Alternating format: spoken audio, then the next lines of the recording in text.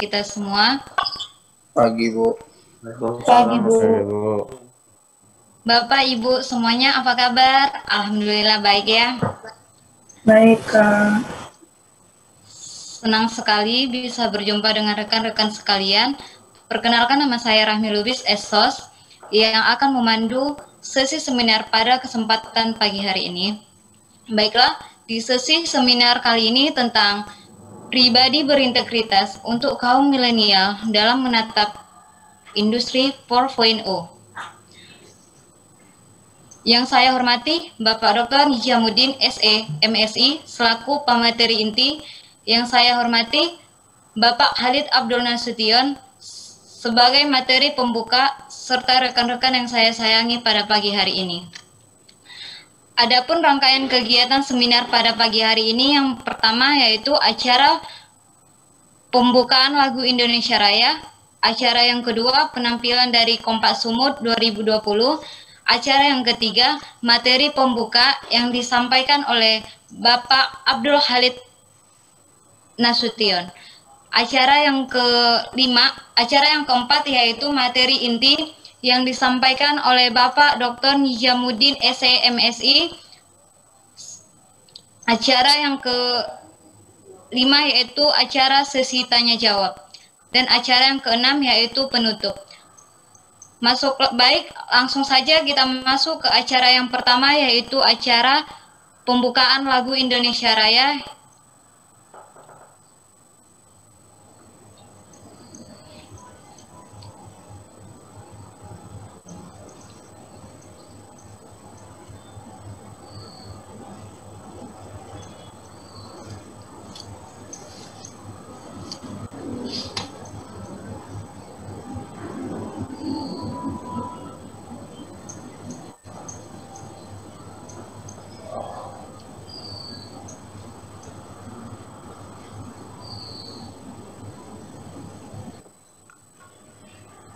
Baiklah, masuk kita ke acara yang kedua, yaitu acara penampilan dari Kompak Sumut 2020. Kepada Kompak Sumut, kami persilahkan.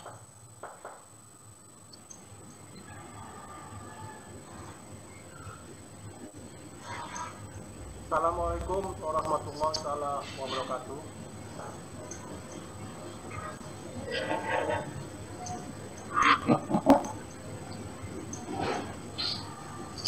Assalamualaikum warahmatullahi wabarakatuh. Waalaikumsalam Waalaikumsalam wabarakatuh. Terima kasih. Waalaikumsalam warahmatullahi wabarakatuh. Salam sejahtera bagi kita semua. Pertama-tama marilah kita mengucapkan puji dan syukur kepada Allah SWT.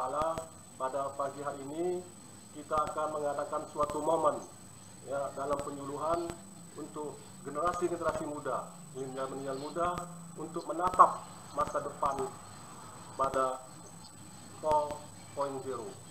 Dan ini akan dibungkus dengan pribadi-pribadi yang berintegritas. Untuk kedepannya kita mau jadi apa? Kita mau kemana? Setelah tamat, apa yang harus kita lakukan? Jadi ini akan kita bahas bersama-sama. Dan anak-anak Bapak, kaum milenial muda semua, seminar ini merupakan seminar yang paling penting bagi kita semua, bagi anak-anak Bapak semua. Untuk itu marilah kita ikuti seminar ini, mudah-mudahan kita mendapat berkah dari Allah Subhanahu wa taala. Untuk itu terima kasih pada panitia, terima kasih kepada host, dan kita akhiri. Assalamualaikum warahmatullahi wabarakatuh. Waalaikumsalam warahmatullahi wabarakatuh. Waalaikumsalam warahmatullahi wabarakatuh. Masuklah kita ke acara yang ketiga, yaitu materi inti yang disampaikan oleh Bapak Abdul Khalid Nasution. Kepada Bapak Khalid Abdul Nasution, kami persilahkan.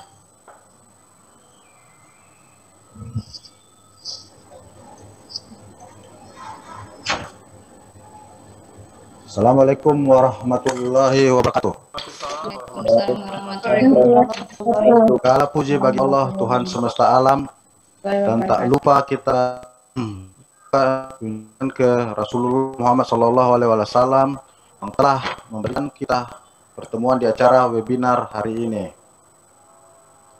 Saya akan langsung ke materi yang saya hormati Bapak Ketua Kompak Sumut Dr.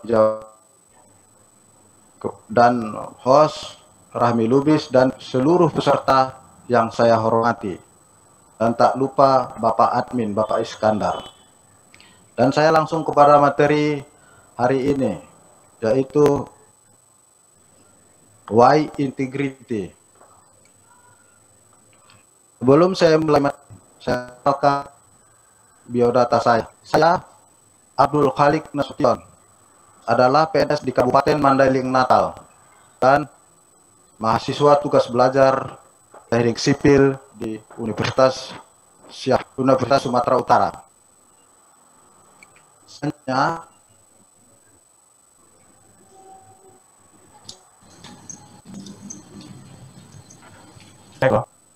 next.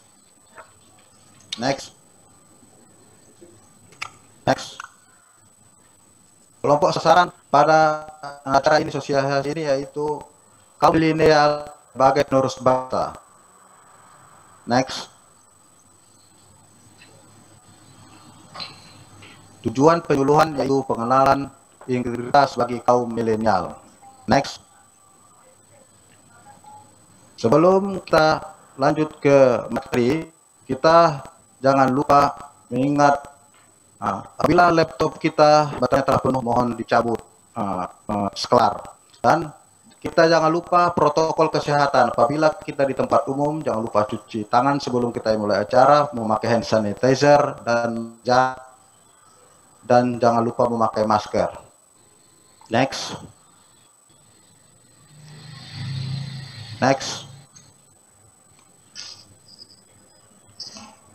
Kita mengadakan acara ini dalam rangka Hari Anti Korupsi Dunia, dan KPK telah menyurati seluruh kementerian dan lembaga dan seluruh pemerintahan daerah sesuai surat edaran nomor 30 tahun 2020 tentang himbauan penyelenggaraan kegiatan Hari Anti Korupsi tahun 2020 tertanggal 20 November 2020. Next. Hakordia, Hari Anti Korupsi Dunia,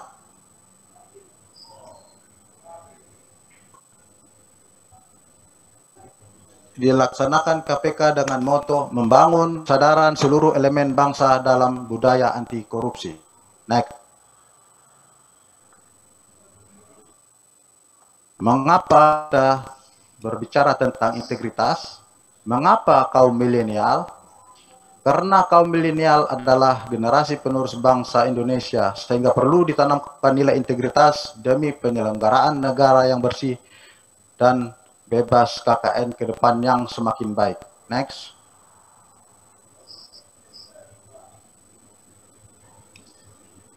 Apa itu integritas? Integritas adalah bertindak secara konsisten antara apa yang dikatakan dengan tingkah laku yang sesuai nilai yang dianut. Nilai-nilai kode etik di tempat kita bekerja, nilai masyarakat ataupun nilai moral pribadi. Next.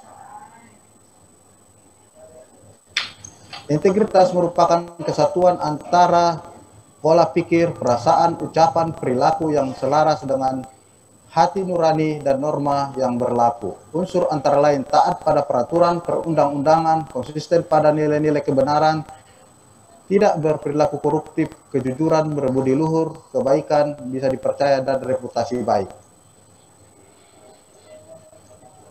Next.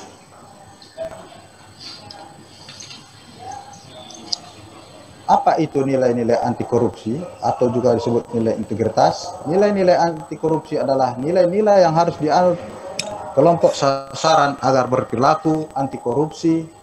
9 nilai anti korupsi yang juga dikenal sebagai nilai integritas. Kesembilan nilai itulah yang bisa dijadikan tolak ukur oleh kita dalam menilai seorang tokoh apakah bisa dijadikan teladan dalam melawan korupsi atau tidak. Next.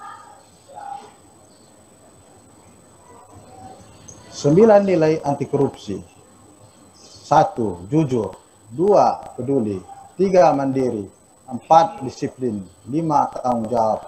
6. Kerja keras. 7. Sederhana. 8. Berani. 9. Adil. Next. jujur, lurus hati, tidak berbohong, tidak curang, peduli, mengindahkan, memperhatikan, atau menghiraukan orang 30 hari sejak gratifikasi diterimanya. Next. Inilah perbedaan gratifikasi, suap, dan pemerasan. Tolong diputar. Memisahkan orang korupsi karena terpaksa atau karena keserakahan. Biaya akibat reaksi terhadap korupsi, biaya peradilan, jaksa, hakim, dan lain-lain. Biaya penyelidikan, KPK, PPATK, dan lain-lain. Policing cost, biaya operasional KPK, PPATK, dan lain-lain. Biaya proses rampasan aset di luar dan di dalam negeri. Indikator keberhasilan pemberantasan dari dampak korupsi, serta biaya sosial korupsi berkurang. Dari sedikit materi yang kami paparkan, kita ambil kesimpulan, semakin banyak nilai integritas atau nilai anti korupsi yang ditujukan, yang ditanamkan dalam jiwa masyarakat, pemerintah, dan seluruh unsur di dalam negara Republik Indonesia, negara kesatuan Republik Indonesia, semakin tinggi integritas seseorang dan semakin pantas untuk dijadikan teladan dalam pemberantasan korupsi.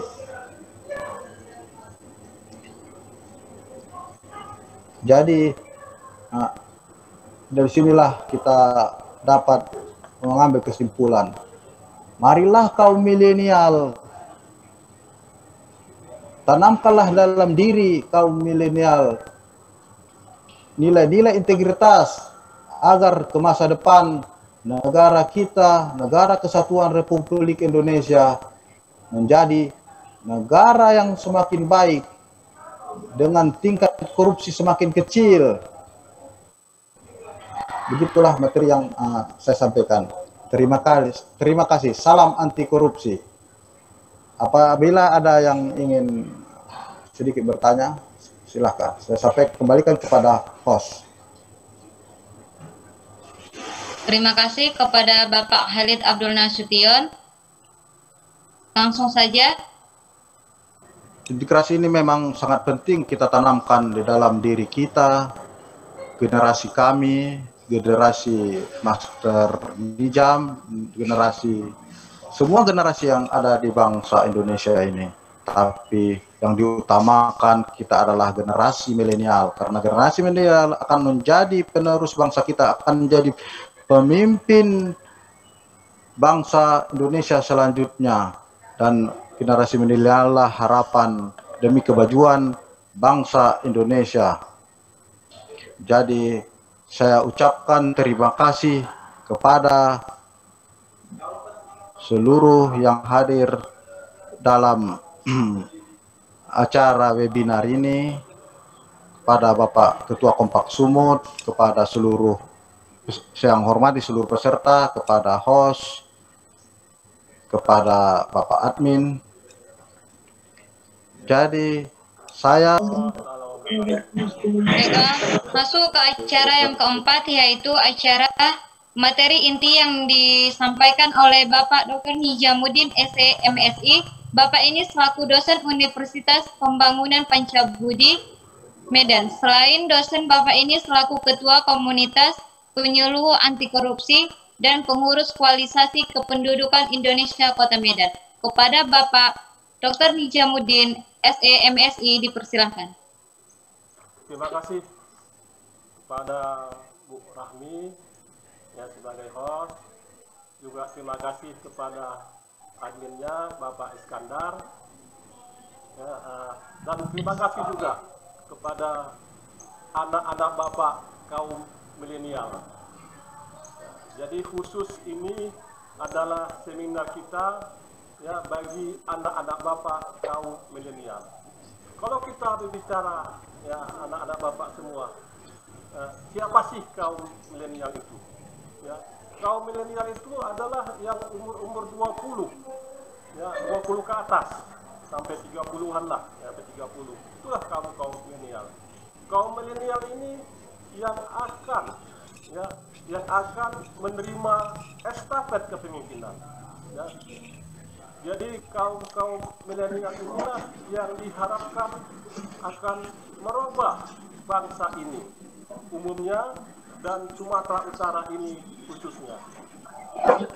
Dan kaum milenial ini yang akan menerima estafet kepemimpinan, baik estafet kepemimpinan dari daerah kita sendiri maupun estafet kepemimpinan dari nasional tentunya. Untuk itu kaum milenial ini ya, kalau tidak diisi-isi dengan siraman-siraman rohani, khususnya ya, anti korupsi ini, maka kelak ya akan hancurlah negara kita ini. Ya, seperti dikatakan Presiden bahwa saat ini kita mempunyai bonus demografi. Ya, apakah kita semua harus tahu apa bonus demografi? Ya, bonus demografi itu adalah usia-usia 15 tahun ke atas sampai 60 tahun yang mempunyai produk ya, yang punya produk yang tinggi. Ya, itulah dia demografi tadi. Kalau usia-usia produksi ini tidak kita isi, ya, tidak dibekali, ya,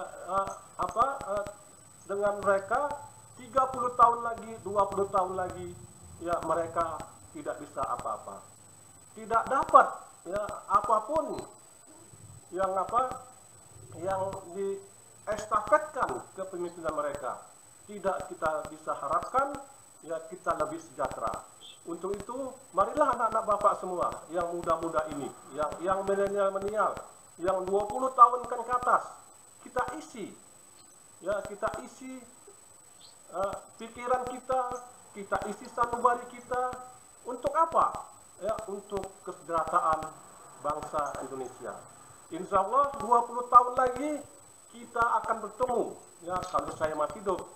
Ya, kita akan bertemu dan kita lihat generasi-generasi yang produksi, yang produktif ya di masa akan datang dan merubah Indonesia demi kesejahteraan kita semua. Kalau kita berbicara tentang pribadi yang berintegritas, inilah salah satu pribadi yang ditanamkan oleh KPK. Yang ditanamkan oleh KPK untuk semuanya kita, bukan saja usia-usia demografi tadi, bukan saja usia-usia milenial tadi, tetapi semua kita, ya kita harus mempunyai pribadi yang berintegritas. Apalagi pribadi-pribadi ini kita ya belajar kita memaknai pribadi-pribadi tadi, ya khususnya ya di kampus-kampus kita, khususnya pada kehidupan kampus kita harus bisa menerapkan pribadi-pribadi yang berintegritas. Kalau kita belum bisa menerapkan pribadinya, ibaratnya kita belajar di kehidupan kampus. Bagaimana di kehidupan kampus kita belajar pribadi-pribadi yang berintegritas. Pribadi berintegritas itu sangat penting, anak-anak Bapak semua, sangat penting. Ya, bisa diaplikasikan ya di kehidupan kampus juga bisa, anak Bapak semua. Yang sangat-sangat penting pribadi yang berintegritas ini. Kemudian ya hubungannya kemana dengan industri 4.0, 4.0. Hubungannya adalah anak-anak Bapak semua. Ini ya masa-masa ini ya terus bergerak. Ya terus bergerak. Ini asalnya industri 4.0 adalah 1.0. Ya itu bergerak semua. Ya bergerak semua. Jadi bagaimana hubungannya kita menatap industri 4.0 ini, ya kita integrasikan dengan pribadi-pribadi yang berintegrasi itu. Saya yakin semua, anak-anak Bapak semua, kaum milenial semua, yang umur 20-an ke atas, ya bisa menyerap ini dan mengaplikasikannya di kehidupan kampus, maupun di kehidupan pribadi, maupun di kehidupan di tempat lingkungan. Anak-anak Bapak semua, ya. Begitu pentingnya industri 4.0 ini, ya. Kita menatapnya. Ini sudah terjadi. Ya, industri ini sudah terjadi, anak-anak Bapak semua. Kita tidak sadar, ya. Kita tidak sadar bagaimana waktu itu cepat berlalu, anak Bapak semua. Begitu cepatnya berlalu ini, ya, sehingga kita industri 4.0. Kita belum ngapa-ngapain.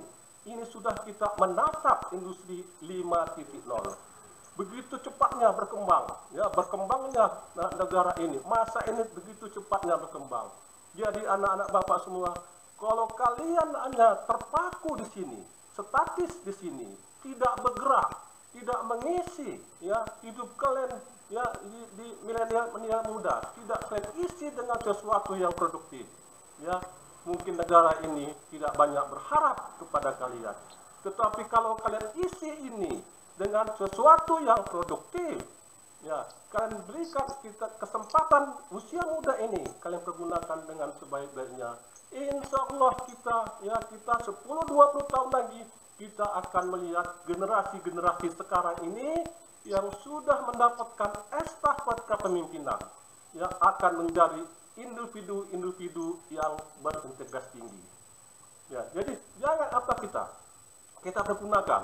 Ini berapa kesempatan yang ada sama kita, ya, bonus demografi, ya, bonus demografi. Kalau kita lihat struktur umur kita, ya, struktur penduduk Indonesia ini, usia-usia produktif itulah yang paling menonjol. Usia-usia produktif itulah yang paling banyak dalam struktur kependudukan. Untuk itu anak Bapak semua, kalian harus, ya, cari kesempatan sebanyak-banyaknya.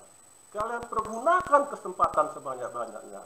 Kita tahu anak Bapak semua, ya, begitu kita masuk industri 4.0, dihantam kita oleh pandemi corona. Ya, begitu hebatnya pandemi corona ini meluluh lantakkan kehidupan manusia Indonesia ini. Seluruh dunia melalak lantakkan, ya, kehidupan, struktur kehidupan kita diluluh lantakkan oleh pandemi ini. Ya, pertumbuhan ekonomi, growth ekonomi, ya, itu sudah tumbuh secara negatif. Sebagai contoh anak Bapak semua, Universitas Pembangunan Pancabudi, universitas terbesar yang ada di Sumatera Utara, itu memiliki 17.000 lebih mahasiswa. Ya, tetapi karena sesuatu hal, maka 3.000 mahasiswa, 3.000 sampai 4.000 mahasiswa itu akan, ya, mengambil cuti. Kenapa mengambil cuti tadi? Karena tidak sanggup membayar uang kuliah. Begitu hebatnya pandemi ini menghantam kita semua, menghantam seluruh struktur, ya, produktivitas kita, produk kita, PDRT kita, anjlok dihantam pandemi ini. Belum lagi kita ini sekarang ini akan menatap, ya, industri 5.0, 5.0. Kita harus hati-hati. Kita persiapkan diri kita anak Bapak semua. Oke, lanjut. Jadi next. Jadi kita harus menghubungkan, ya, kita hubungkan antara pribadi yang berintegritas ini untuk menatap industri 4.0. Ya, silakan Pak Iskandar, slide-nya.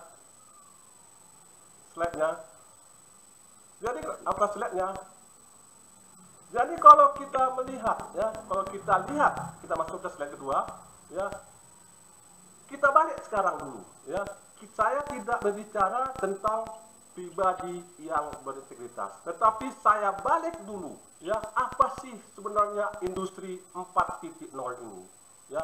Kita sebagai insan-insan kaum milenial, ya, semua orang sudah membicarakan apa sih industri 4.0, tapi kita juga nggak tahu, ya, apa sih artinya itu.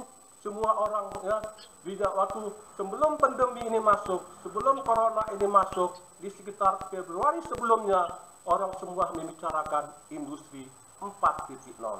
Dari mulai presiden sampai ke bawah membicarakan, ya, industri 4.0. Sampai jauh-jauh itu, ya, yang, ya, dari Cina sana, Jack Ma yang mempunyai bisnis Alibaba datang ke Indonesia ini untuk menjelaskan, ya, industri 4.0. Ya, begitu dia sibuknya datang ke Indonesia menjelaskan ini, kita kaum milenial tidak tahu apa sih maksudnya industri, ya, 4.0. Untuk itu saya jelaskan dulu anak Bapak semua. Industri 4.0 ini dimulai dengan industri 1.0. Ya, itu terjadi di antara tahun 1700-an. 1700-an Masehi itu terjadi di situ. Ya, di tahun itu semuanya masih mengandalkan otot. Ya, industri 1.0 semuanya masih mengandalkan otot. Ya, petani mengandalkan otot untuk mengolah sawahnya, bibit-bibit yang tidak tersedia, kemudian pupuk-pupuk tidak tersedia ala kadarnya. Ya, zaman 1700-an itu. Dan zaman itu ya, tenaga kerja sangat terbatas, pertumbuhan tenaga kerja masih sedikit. Ya. Jadi semuanya ya, sampai ibu-ibu melakukan menenun tadi, ibu-ibu tadi membuat tenun pada waktu itu ya, masih mengandalkan otot. Karena permintaan akan tenun, permintaan akan barang-barang ya, tidak sebanyak seperti sekarang. Kalau kita lihat dia di kurva normal, permintaan terhadap barang itu masih stagnan dia, ya, sesuai dengan permintaannya. Supply dan demand itu tidak bergerak sama sekali, ya, sehingga keperluan dari kita semua, keperluan dari tenun-tenun yang dibuat ibu-ibu tadi, itu akan menjadi bahan hanya dipakai untuk ya, agama saja, ya, untuk perayaan agama saja. Tidak digunakan yang lain, anak bapak semua, tidak digunakan yang lain pada saat itu. Tenaga kerja sangat, pertumbuhan tenaga kerja anak-anak bapak semua, ya, itu sangat terbatas, sedikit sekali pertumbuhan tenaga kerjanya. Itulah di zaman revolusi, zaman industri 1.0. Oke, lanjut, ya, next. Ya, kita masuk ke zaman industri 2.0. Ya. Apa sih ya 2.0 ini? Ya, ini zaman terus berkembang, zaman terus berubah. Ya, dari tahun 1700-an kita masuk ke 1800-an. Ya, mulailah berkembang. Ya, supply and demand mulai berkembang. Ya, mulai meningkat.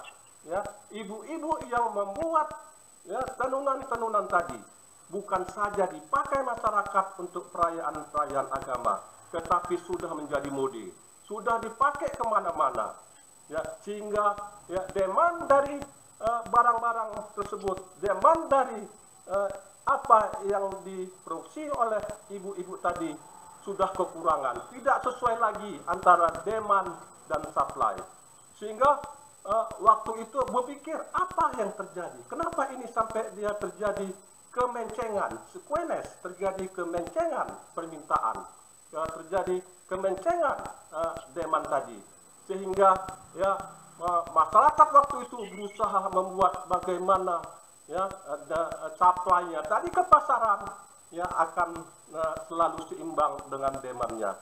Ditemukanlah anak bapak waktu itu zaman 1800-an, ditemukanlah industri, ya, ditemukanlah mesin-mesin industri. Ya, sehingga tidak lagi waktu itu tidak lagi bekerja dengan otot, berubah ya, berubah tidak lagi dengan otot tetapi berubah dengan mesin-mesin sehingga produksi bisa lebih banyak dibuat, ya, sehingga permintaan demand dalam grafik tadi akan bisa dipenuhi dan pertambahan tenaga kerja anak bapak mulai bertambah tenaga kerja tadi. Tetapi itu tidak masalah, ya, pertama tenaga kerja tidak masalah, itu akan terserap oleh tenaga kerja, ya, semuanya terserap. Jadi supply and demand itu sudah berimbang, ya, kurva supply dan demand sudah berimbang, ya, ditambah lagi pangsa pasar tenaga kerja, grafik pangsa kerja tenaga kerja tadi sudah bergeser ke kanan, sehingga semua, ya, hampir semua pertumbuhan growth dari tenaga kerja tadi ya terserap di pangsa pasar. Itu zaman industri ya 2.0. Ya, di sini kita bisa berleha-leha. Tahun 1800-an kita sudah sangat bisa berleha-leha. Kita bisa berleha-leha ke sana kemari. Kita tidak memikirkan nantilah ke depannya. Itulah tahun 1800-an. Kita masuk ke revolusi industri 3.0. Ayo Pak, next, Amin. Jadi yang 3.0 kita bergerak sekarang, ya. Bagaimana industri 3.0 ini? Kita bergerak, ya. Asal muasalnya dari 1 masuk ke 2 1700-an, masuk ke 1800-an, masuk yang ketiga zaman industri 3.0, anak bapak semua, ya. Jadi masa ini orang tidak lagi berpikir industri, ya, tidak berpikir lagi mesin-mesin, ya, tapi disinilah awalnya beredarnya komputer itu. Dia kita 1900 sampai 2000-an berkembanglah komputer-komputer, ya. Begitu berkembangnya komputer-komputer, mesin-mesin tidak lagi desain baju-baju tadi, tidak lagi, ya, melalui mesin-mesin tadi, tetapi sudah dilakukan dengan komputer, ya. Kenapa? Karena permintaan dari barang-barang ini terus meningkat, ya, sedangkan supply-nya sedikit, ya, sehingga tidak match, tidak equilibrium antara demand dan supply, sehingga kita semua, masyarakat semua, ya, masyarakat dunia, ya, berpikir apalagi industri sudah kita temukan, sudah kita lakukan, ya, produk-produk tadi sudah kita lakukan dengan memakai industri, tetapi ya, permintaan akan barang-barang produksi terus meningkat. Kenapa barang-barang industri terus meningkat? Karena pertumbuhan penduduk, ya, pertumbuhan penduduk kita begitu besar, apalagi Indonesia ini pertumbuhan penduduknya itu di atas 3%. Coba kita bayangkan di atas 3%, ya. Sekarang aja kita lihat di mana-mana rame. Kita jalan-jalan ke Sidimpuan, tadinya sunyi, sudah rame di mana-mana. Kita berbicara di Kota Medan, tadinya kita, ya, di Marelan itu, ya, Marelan itu begitu sunyi dulu gitu, sekarang ramainya minta ampun. Belum lagi di Tembung, di mana-mana. Begitulah pertumbuhan penduduk yang begitu hebat, ya. Pertumbuhan penduduk yang begitu hebat ini tidak bisa disepelekan. Ini masalah yang sangat besar, ya, masalah yang sangat besar, ya, kepada pemerintah pengambil kebijakan, ya, bagaimana memenuhi, ya, bagaimana memenuhi, ya, masyarakat yang tumbuh tadi, bagaimana kita memenuhinya, sandang, makan, pakan, pakaian, rumah dan sebagainya, bagaimana kita memenuhinya, ya. Itulah berpikir, ya, bukan kita saja, tetapi kita sebagai contoh kecilnya, tetapi di belahan dunia manapun itu sudah terjadi, ya. Timbullah tadi revolusi 3.0. Revolusi 3.0 ini yang menemukan komputer, ya. Bertambah ini sekarang lagi, yang dulu desain semua, ya, dikerjakan sendiri secara manual, baru mesin industri yang mengolahnya sekarang tidak perlu lagi. Ya, industri tadi, ya, sudah didesain oleh komputer, maka tinggal cetaknya. Begitulah hebatnya industri 3.0 tadi. Dengan komputer tadi semua. Tapi akibatnya apa? Ya, anak bapak semua, akibatnya apa? Akibatnya pangsa tenaga kerja, grafik tenaga kerja itu akan bergeser ke kiri. Ya, penyerapan tenaga kerja yang tadinya dikerjakan 5 orang, sekarang tinggal yang dikerjakan 1 orang. Kita lihat semua tenaga kerja, pengangguran tadi, kalian lihatlah pengangguran bertambah lama bertambah banyak, anak bapak, ya. Pengangguran akibat tadi yang tidak, ya, terserapnya tenaga kerja tadi, timbul pengangguran. Kenapa tidak terserapnya?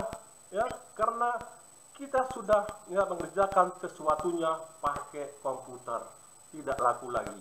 Ya, ini terus ini berkembang. Pertumbuhan tenaga kerja ini terus meningkat. Ya, ini tidak stagnan. Pertumbuhan tenaga kerja tidak dinamis, stagnan tidak. Ya, terus berkembang, terus bertambah tenaga kerja. Ya, yang membutuhkan tenaga kerja. Ya, kita lihat, ya, industri 3.0. Semuanya pakai komputer. Kita semua sibuk. Ya, tahun 2000-an semua. Kita buang mesin ketik. Ya, mesin ketik yang manual itu kita buang. Ya, hitungan-hitungan yang manual itu kita buang. Semuanya pakai komputer. Gampang kita. Ya, tetapi ingat, segampang-gampang kita melakukannya, tapi kita harus lihat sebaliknya, tidak ada, ya, ataupun sangat sedikit tenaga kerja yang dapat diserap oleh pangsa pasar. Untuk industri ya, next, yang keempat, ya ini sekarang yang keempat, industri ya 4.0. Ya ini yang paling ngeri anak bapak. Industri 4.0 ini sekarang inilah industri 4.0 ya. Industri 4.0 ya, semuanya ya masa-masa robot, semuanya robot ya. Jadi robot itu ya dipasang chip kecerdasan, sehingga robot-robot itulah yang bekerja, yang melayani manusia. Kita ambil contoh anak bapak semua. Dulu kita tidak pernah kita bayangkan seminar secara online ini, seminar PJJ ini. Sekarang lihat, kita dengan enaknya mengumpulkan orang 100 orang, kita mengadakan seminar. Kita lihat, ya. Kemudian yang paling simpel anak bapak semua, ya, di dalam di tol-tol tadi, ya, kita begitu masuk jalan tol, kita tempel kartu kita. Ada pegawai di sana, ada pegawai yang menerima uang cash kita. Tetapi sekarang ini, ya, apa yang terjadi anak bapak semua?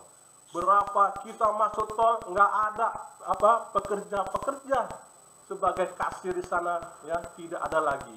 Kita cuma menempelkan kartu itu, maka kita bisa jalan tol tadi. Artinya apa? Itu satu tol 5-6 orang. Berapa jalan tol yang ada di Indonesia?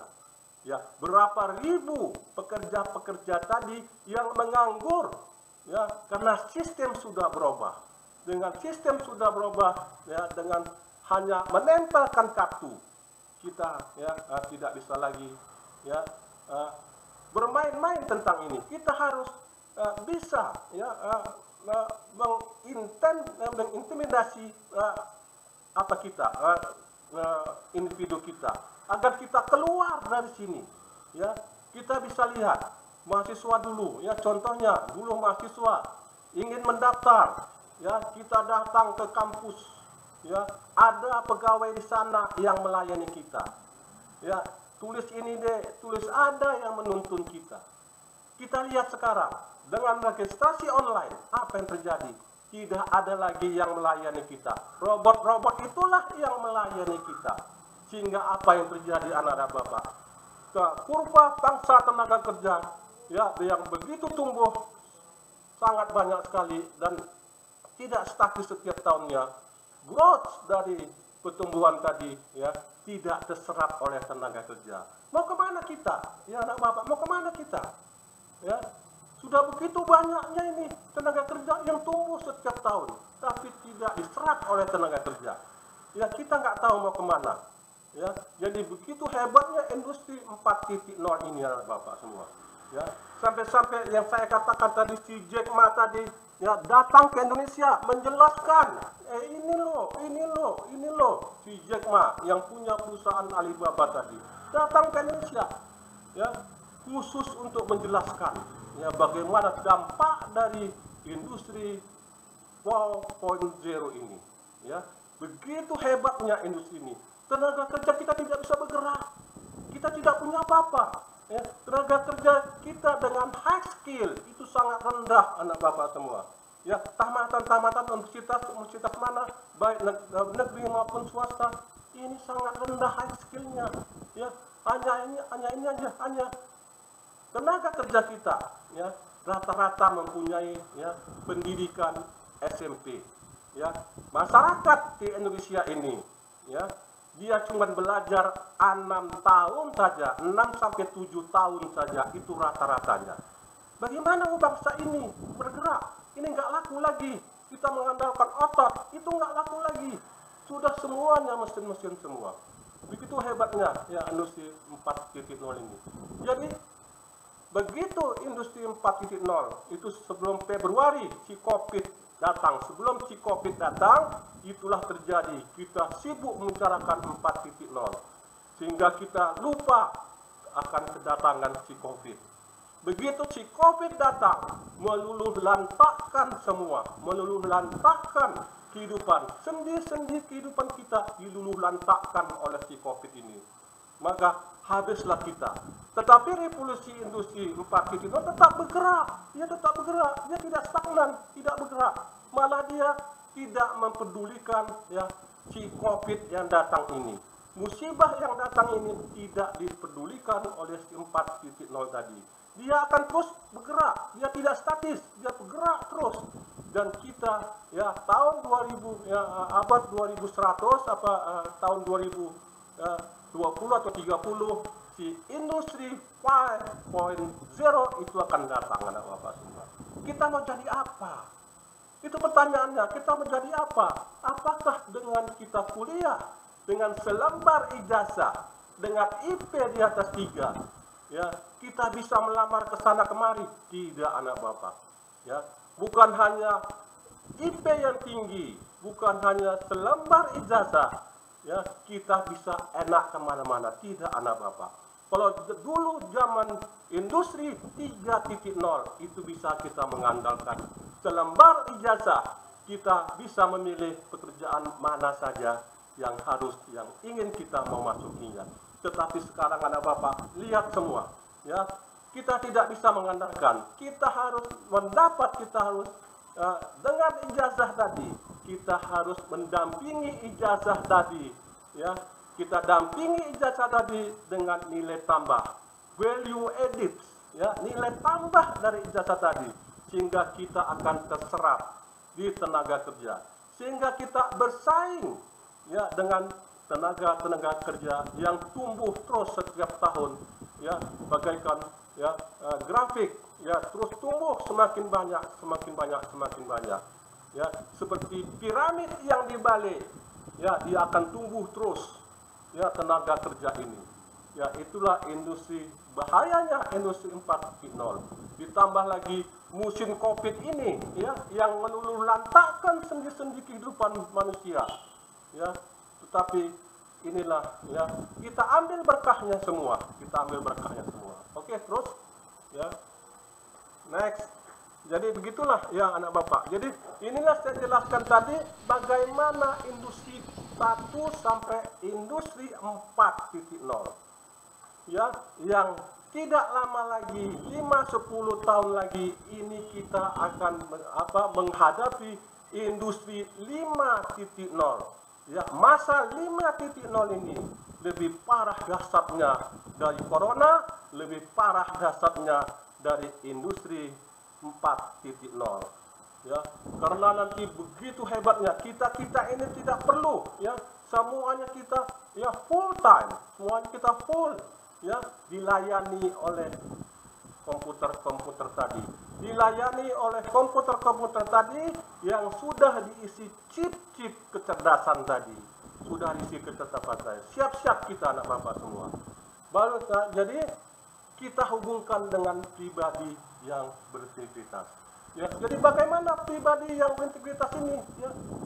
Ya kita isi kaum milenial tadi, kita isi kaum muda tadi yang umur 30-an, 20-an ke atas ini, kita isi yang salah satunya pribadi yang berintegritas.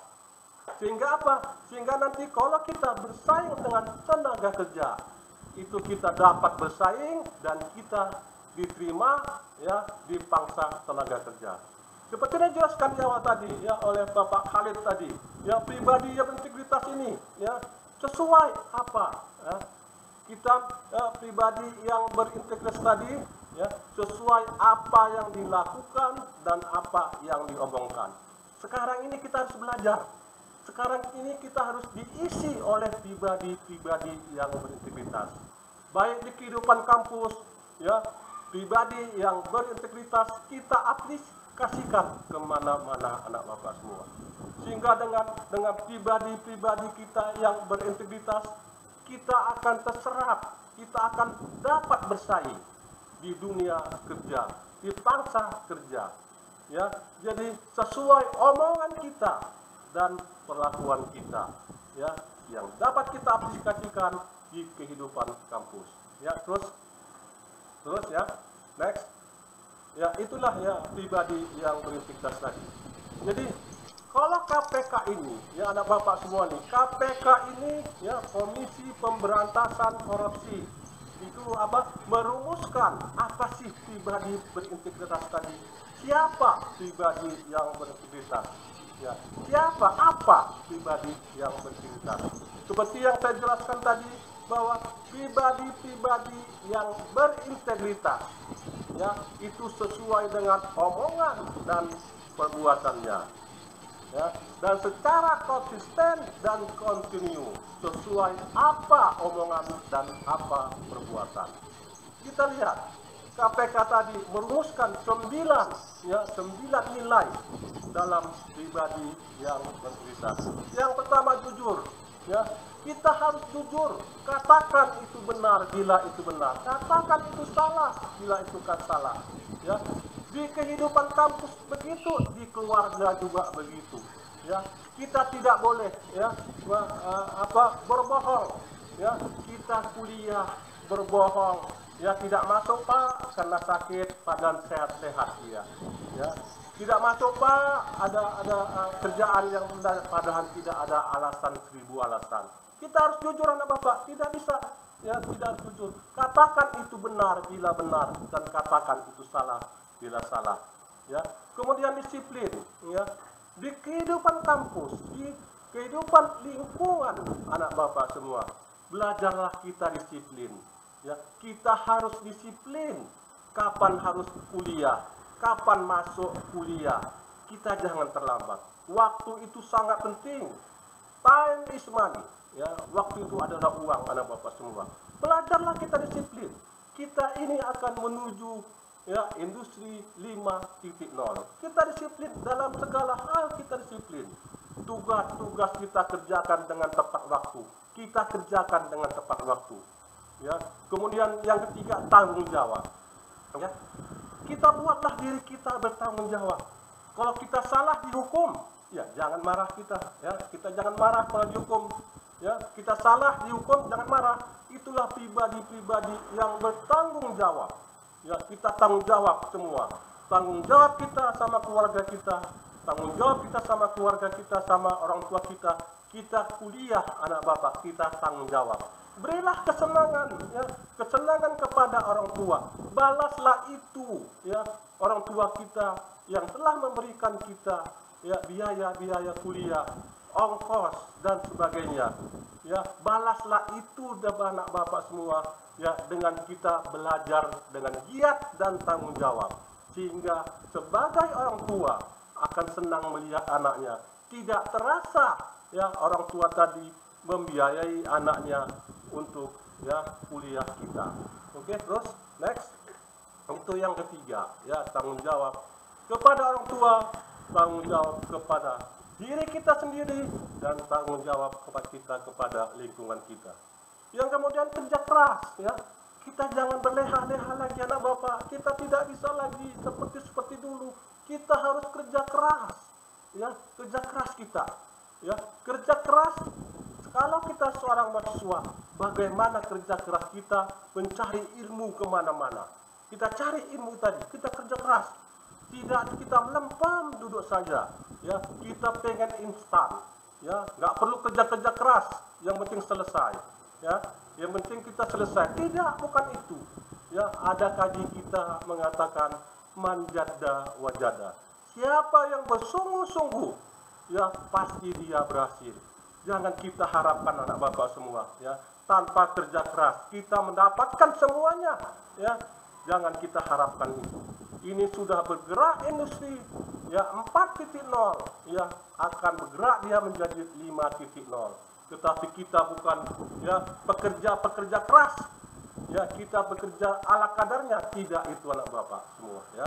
Ya, camkan ini, ya, buatlah ini sebagai pekerja keras, ya, di kehidupan kampus.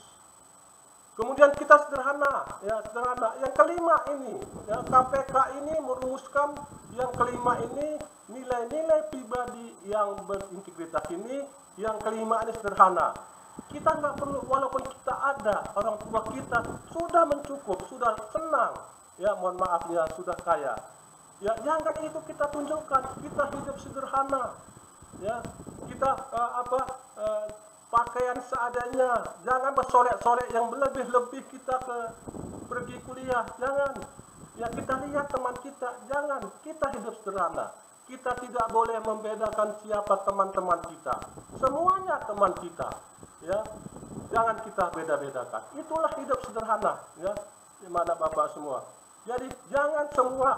Ya, kita memang orang tua kita memang orang kaya, tapi ya buanglah sifat ya kesombongan, keangkuhan itu. Hiduplah dengan sederhana. Bertemanlah semua kita kepada ya teman-teman kita di kehidupan kampus. Yang kemudian mandiri. Ya, anak Bapak, ini yang keenam ya, yang keenam ini mandiri. Yang dirumuskan KPK itu adalah mandiri, itulah ya kita harus bisa mandiri. Kita harus bisa belajar mandiri. Ya, sekarang zamannya belajar daring, belajar online. Ini dituntut kemandirian belajar. Ya, saya pernah melakukan suatu penelitian ya, bagaimana ya diagnosis dari pembelajaran jarak jauh. Yang saya temukan anak-anak Bapak semua ya, yang saya temukan mahasiswa itu ya belum bisa belajar mandiri ya. Tetapi dalam belajar PJJ ini dituntut belajar mandiri, belajar online, tetapi kita masih terbawa-bawa dengan sikap lama dan kita tidak bisa belajar mandiri. Belajarlah mandiri anak Bapak semua. Jangan tergantung kepada orang lain. Jangan tergantung kepada orang tua. Ya, jangan tergantung kepada siapapun. Tunjukkanlah bahwa kita ini pribadi-pribadi yang bisa bekerja secara mandiri. Ya, kita mengerjakan PR-PR kita, ya, tugas-tugas kampus kita. Kita tidak perlu copy paste, kita belajar sendiri, kita pelajari sendiri. Ya, insya Allah anak Bapak semua, kalau mandiri ini bisa kita terapkan, ya kita bisa dapat bersaing pada industri 4.0. Oke, terus yang ketujuh. Ya, jadi ya yang ketujuh anak Bapak semua, ya. Yang ketujuh ini yang dirumuskan oleh Komisi Pemberantas Korupsi. Yang ketujuh, adil, ya adil. Ya, jadi bersikaplah adil. Kita semua ini harus bersikap adil dalam kehidupan kampus. Ya, dalam kehidupan kampus, kalau teman kita bertengkar, kita harus sebagai penasehat yang adil. Jangan memihak-mihak ke sana kemari. Ya, adil terhadap diri sendiri. Ya, kita harus adil terhadap diri sendiri. Dalam diri sendiri, bagaimana sifat adil itu? Ya, kita hanya bekerja keras, tapi kita tidak mau istirahat. Itulah yang adil terhadap diri sendiri. Ya, kita capek kita ke sana kemari. Ya, ke sana ibaratnya kita belajar atau begadang atau apa, tetapi kita lupa ya menyuplai vitamin-vitamin kepada diri kita. Itulah ketidakadilan dalam diri kita sendiri. Kita harus adil, di mana-mana kita harus adil. Ya, harus adil kita menempatkan siapa diri kita. Kemudian yang ke-8 adalah berani. Ya, yang berani. Kita harus berani. Ya, berani kita mengatakan korupsi itu adalah suatu tindakan yang salah. Kita harus berani. Ya, jangan kita cuek saja. Kita tidak boleh cuek. Kalau negara ini ya tidak kita masyarakat kita ini terlalu cuek dengan korupsi, maka habislah kita semua. Ya, habislah kita semua. Jadi kita harus berani ya mengatakan ya ini benar, ini salah, ini korupsi. Ya, dan sebagainya harus kita berani.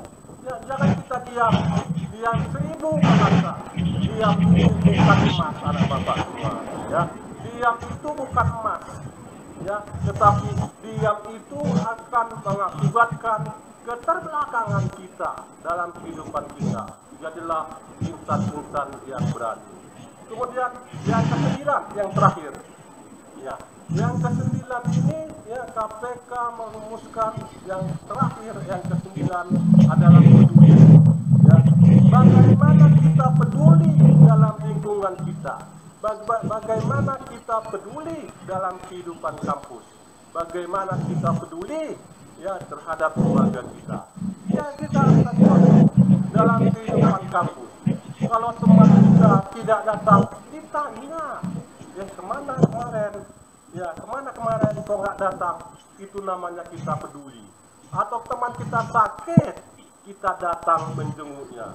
Itulah namanya peduli, anak bapak semua. Itu di kehidupan kampus. Ya, kalau ada acara-acara kampus, ikutlah kita. Itulah namanya kita peduli. Ya, itu contoh dalam kehidupan kampus. Bagaimana contoh kehidupan lingkungan tempat tinggal kita? Kalau ada banjir-banjir, ikutlah. Kalau ada musibah-musibah, ikutlah kita. Pedulilah kita akan lingkungan kita. Ya, kalau di keluarga banyak peduli kita. Ya, sapa ya adik kita, orang tua kita, teman kita, sapa mereka, tegur mereka. Itulah yang dinamakan peduli. Ya, jadi oke, itu yang terakhir anak bapak. Ya, itu yang terakhir yang 9. Jadi dalam masa ya, dalam masa yang begitu hebatnya, yang kita masih dalam masa industri ya 4.0 ini, ya kita gabungkan, kita kombinasikan ya dengan pribadi-pribadi yang berintegritas. Ya, saya yakin anak bapak semua, saya yakin kepada kalian semua, ya saya akan melihatnya, ya kalian akan menjadi ya seorang pemimpin, ya seorang pemimpin yang dapat menerima estafet kepemimpinan, ya dari pusat maupun dari daerah. Oke, terus ya, terus apanya? Terus ya. Jadi kesimpulannya apa? Ya, kesimpulannya dari dalam kesimpulannya industri 4.0 tadi ya dikombinasikan dengan ya pribadi-pribadi yang berintegritas. Kita akan menjadi ya insan-insan yang kuat. Ya, ini akan menimbulkan ya kita akan menimbulkan jiwa-jiwa wirausaha. Ya, kita harus ya, menimbulkan jiwa-jiwa wirausaha kita dalam diri kita. Tidak, kita jangan repot-repot mencari kerja PNS kemana-mana, mencari buruh kemana-mana. Tetapi tumbuhkanlah jiwa-jiwa integritas kita. Ya, jiwa-jiwa integritas kita tumbuhkan. Ya, sehingga kita akan terserap di pangsa pasar tadi. Kemudian ya kita tidak bisa kita hanya mengandalkan selembar ijazah, hanya menganggarkan IP yang tinggi, tapi tambahlah itu anak bapak. Ya, buatlah value editnya, nilai tambahnya dari itu. Apa nilai tambahnya pak? Ya, kalian buat jadilah pelatihan-pelatihan yang membuat high skill kalian, ya, yang membuat skill kalian tinggi dan terserap di tenaga kerja. Ya, dan satu lagi, kalian ini belum terlambat. Ya, ya, dengan usia kalian belajarlah bahasa Inggris anak bapak semua. English, language English ini harus kita belajar mulai dari sekarang. Ya, percayalah, semua tempat kita bekerja, semua kita berinteraksi, baik secara daring maupun secara face to face, itu akan menggunakan bahasa Inggris. Yang tidak pasif tetapi yang tidak aktif tetapi yang pasif menjadilah. Yang pasif ya kita bahasa Inggris kita pasif, ya insya Allah kita ya akan dapat terserap di tenaga kerja itu. Jadilah ya kita membuat ya high skill tadi, keterampilan yang tinggi tadi. Ya itu anak bapak semua. Sekarang belum terlambat. Ya belum terlambat. Ya kalian masih dari kaum milenial muda yang menerima estafet kepemimpinan dari daerah maupun dari pusat.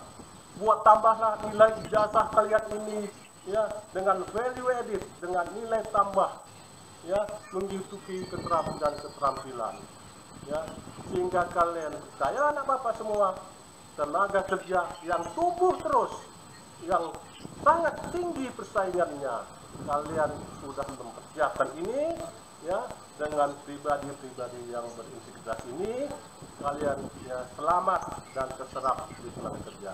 Ya inilah yang terakhir ya bapak semua, ya mari kita semangat. Kita semangat ya dengan pribadi yang berintegritas tadi, ya insya Allah ya kesejahteraan kita 10-20 tahun nanti akan lebih baik dari sekarang. Itulah ya singkat dari saya. Ya saya Ri, wabillahi taufiq wal hidayah. Assalamualaikum warahmatullahi wabarakatuh. Saya kembalikan kepada host. Terima kasih. Terima kasih kepada materi intinya yang disampaikan oleh Bapak Dr. Haji Nijamuddin, SE, MSI. Untuk audiens yang ingin bertanya, sebutkan nama dan sebutkan asal. Kepada audiens saya persilahkan.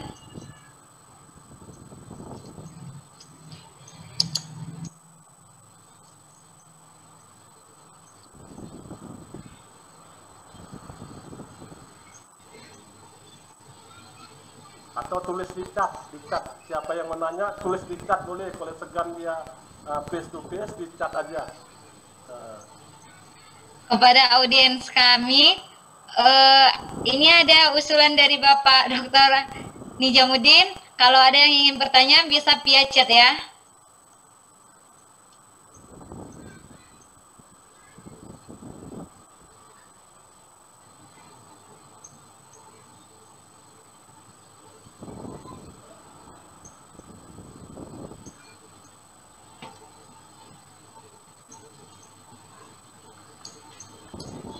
Oke Pak, gimana Pak? Udah, oke udah. Lanjut atau masih ditunggu? Udah lanjut aja udah. Oke, acara yang kelima tadi tanya jawab ya Pak? Iya. Sehubungan dengan diadakannya langsung materi, langsung tanya jawab, berarti udah acara yang kelima udah selesai dan acara yang keenam penutup. Baiklah, alhamdulillah kita sudah di penghujung acara. Terima kasih kepada Bapak Dr. Haji Nijamuddin, SE, MSI, dan saya ucapkan terima kasih kepada Bapak Khalid Abdul Nasution, dan saya ucapkan terima kasih kepada Bapak Iskandar Muda yang telah berbagi informasi dan ilmunya pada pagi hari ini. Apabila ada kata pada pagi hari ini yang salah, saya mohon maaf. Assalamualaikum warahmatullahi wabarakatuh. Waalaikumsalam. Jangan lupa isi absen. Isi absen. Absennya sih, absennya. Rahmi, absennya. Sudah Pak. Nah, Udah Pak. iya, absennya ya.